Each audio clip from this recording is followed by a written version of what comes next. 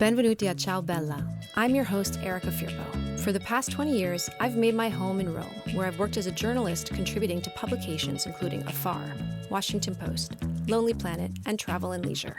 I love sharing the stories of Italy's pioneering creators, and I'm bringing these stories directly to you on Ciao Bella.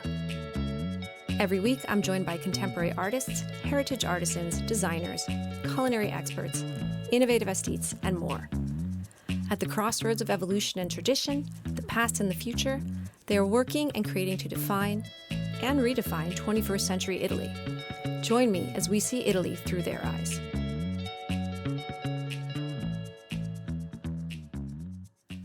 Almost 2 years to the date of this episode, I sat down with Thea Duncan, founder of Doing Italy, a relocation company focused on making Italian dreams reality, for a conversation on exactly that, moving to Italy.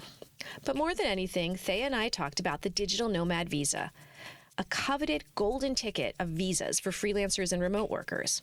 The visa had already appeared on Italian law books in 2022, but the question was, would it ever be put into effect? At the time, no one really knew, so Thea and I made a deal. Thea would come back to Ciao Bella as soon as the visa was greenlit. Flash forward 730 days, give or take, and guess what?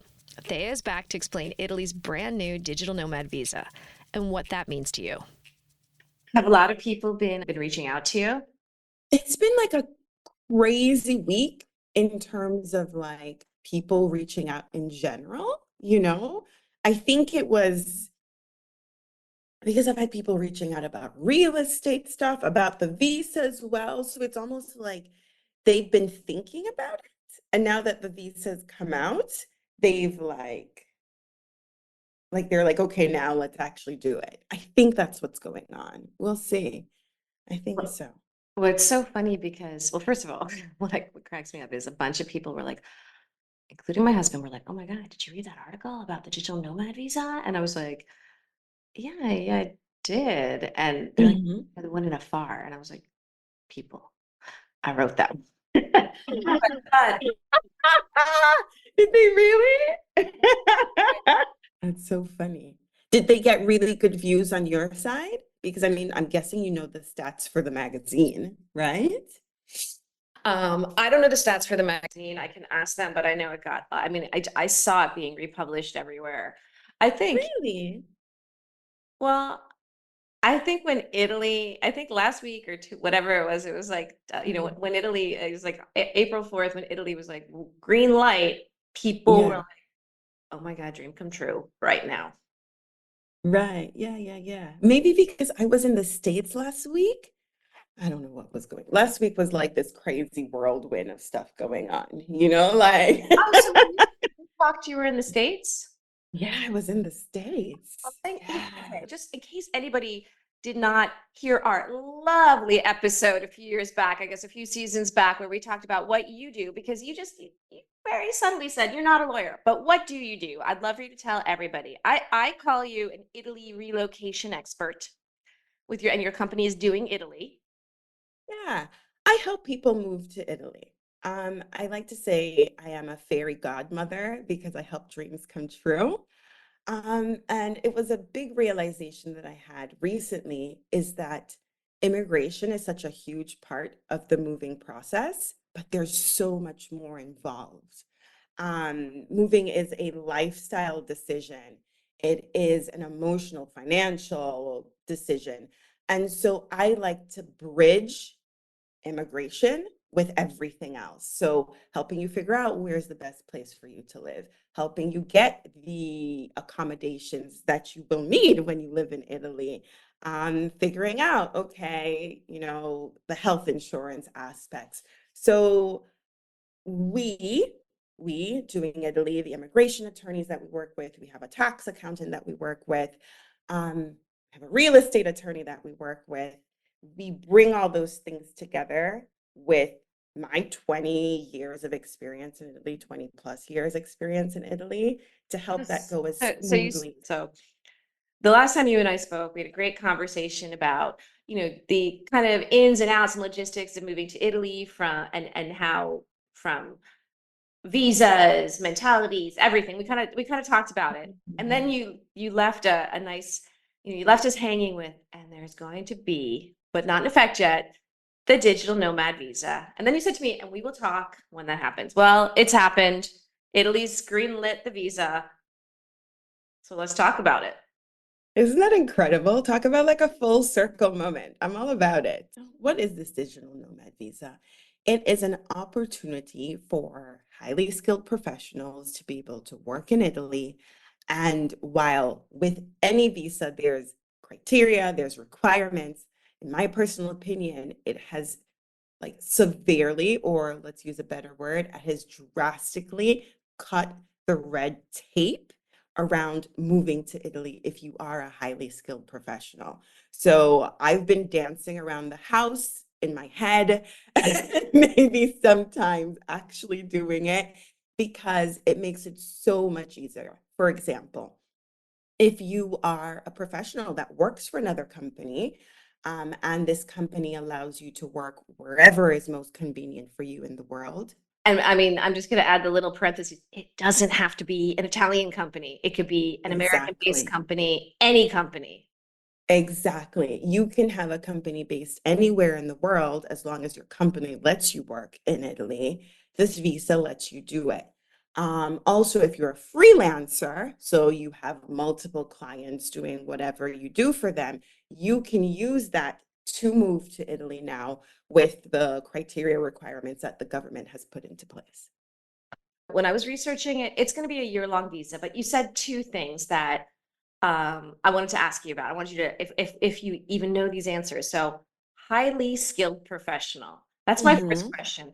What's a highly skilled professional? How do I prove that I'm a highly skilled professional?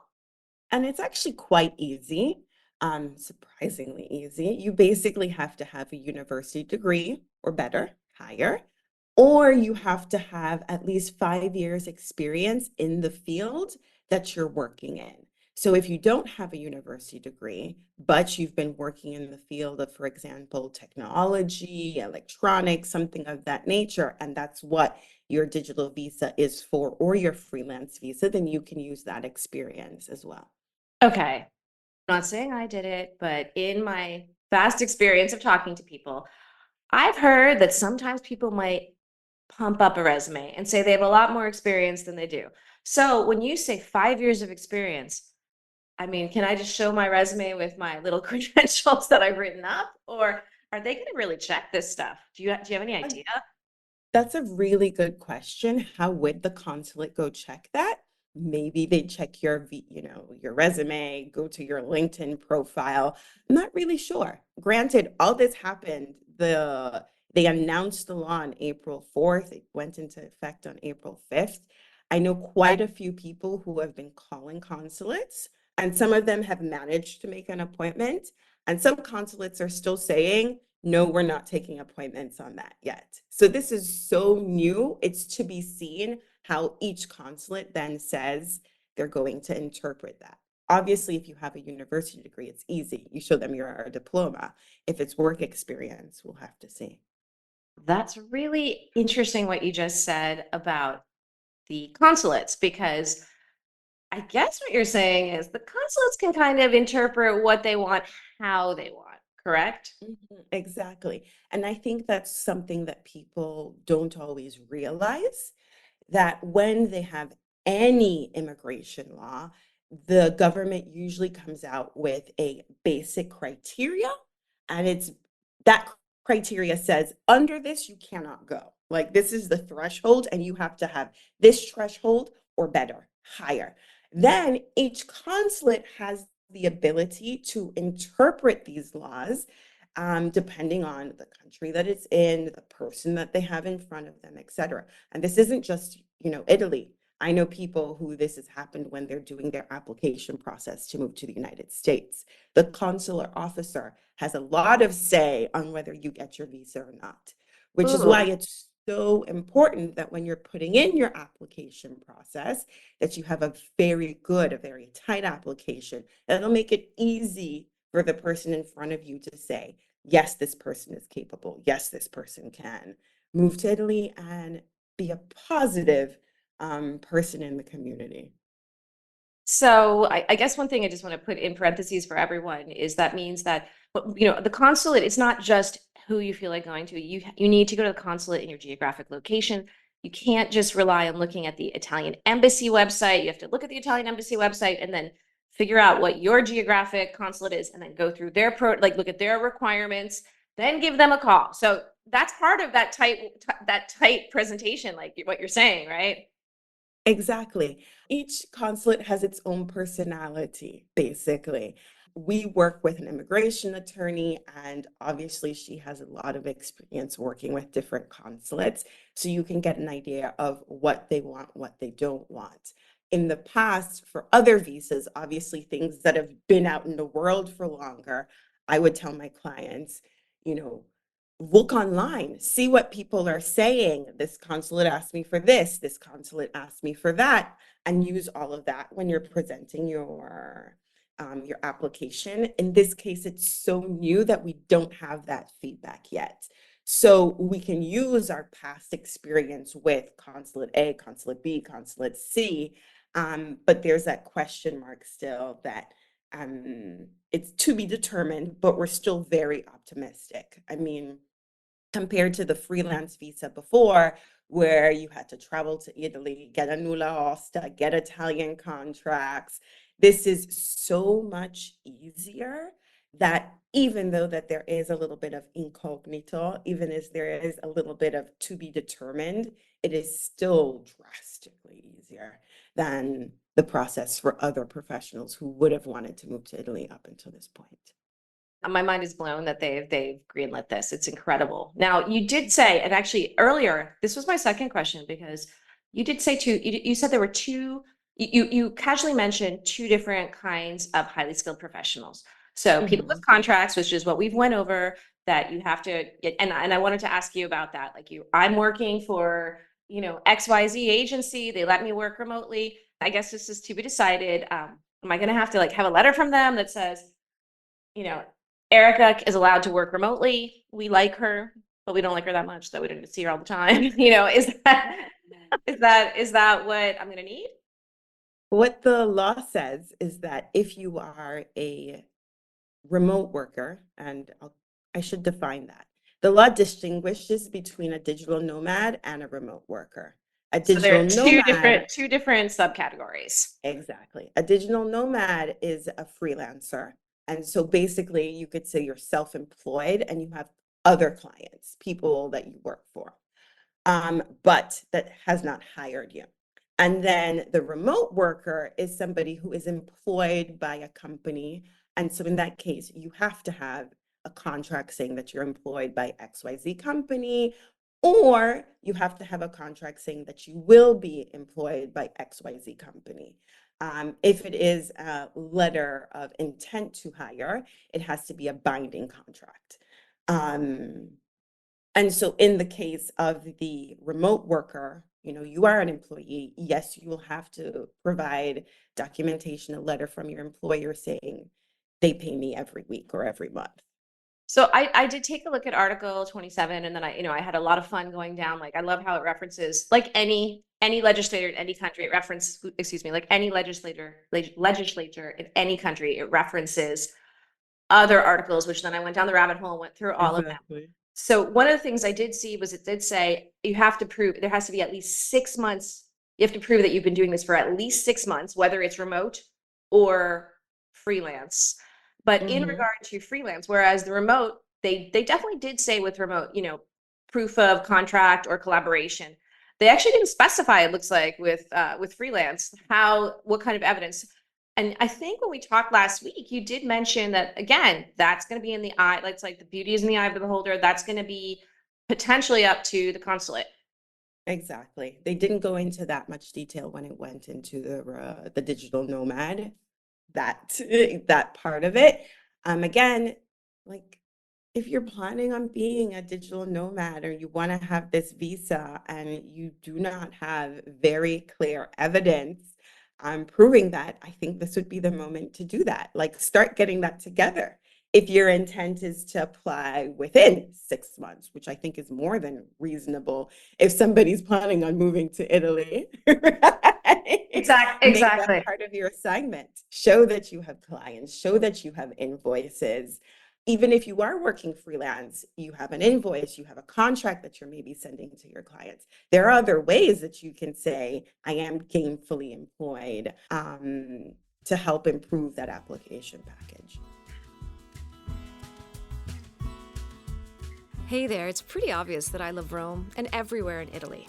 So I'm excited to share that I've compiled all of my favorite places where to go, eat, see, and stay into the coolest, easy-to-use guides for Saltite. Saltite is a lineup of curated personal guides by expert journalists and travel writers like myself. My guides, Rome with Ciao Bella and Venice with Ciao Bella, are the very best on-the-ground resources for the Eternal City and La Serenissima. Every place that I love and repeat visit, from restaurants, bars, and boutiques, to art galleries, archaeo sites, hotels, and more are included. My guides are everything you need for Rome and Venice, and they are always up to date. The best part is that they support writers like me. Along with my guides, Saltite has great guides to Lisbon, Paris, Bologna, Philadelphia, and my favorite, Little Italy in the Bronx, by Ciao Bella guest Daniele Terry. So visit Saltite and support a writer. It'll make you feel good. Saltite.com. SALTETE.com. I know that it's one of the other big requisites that people definitely need to know is you definitely need to have health insurance, but health insurance that works when you're in Italy. So not just your American health insurance that covers what Italy covers, but you also have to prove that you earn annually 28,000 euro or more. Right. So that's just so everybody knows that. So you can't be a freelancer that's not earning less than 28,000. And just like you said, do your homework, get your ducks in order, get all the evidence. Exactly. What's something that's interesting, one of the lawyers that I've been talking to, because obviously I read the legislation. I am not a lawyer though, so I have, consulted with other lawyers that I know, the ones that we work with, to like share this information. And one of the things they were saying is that the law doesn't say that the 28,000 euros has to come from your digital nomad work though, which was something that was very interesting. That's It's such a like, lawyer response. That's such a great lawyer response. Doesn't specifically say where the money has to come from. Exactly. So what they were saying is that, okay, you can be a remote worker, you can be, let's call it a digital nomad, a freelancer, but you could say, well, I do this and I have money that comes in every month from my rental property. So okay, that's good to know. All right. Well, I want everyone, if Italy is the dream, I think the best start is to take a look at your site, doingitaly.com. Thank you. Thea Duncan, thank you so much for hopping back into Ciao Bella. I'm so happy to have you. Yeah, it's always a pleasure to talk to you. A big thank you to Thea Duncan of Doing Italy. If you're interested in the Digital Nomad Visa or just thinking about a move to Italy, take a peek at Thea's website, Doing Italy, doingitaly.com. She's the go-to for getting to Italy.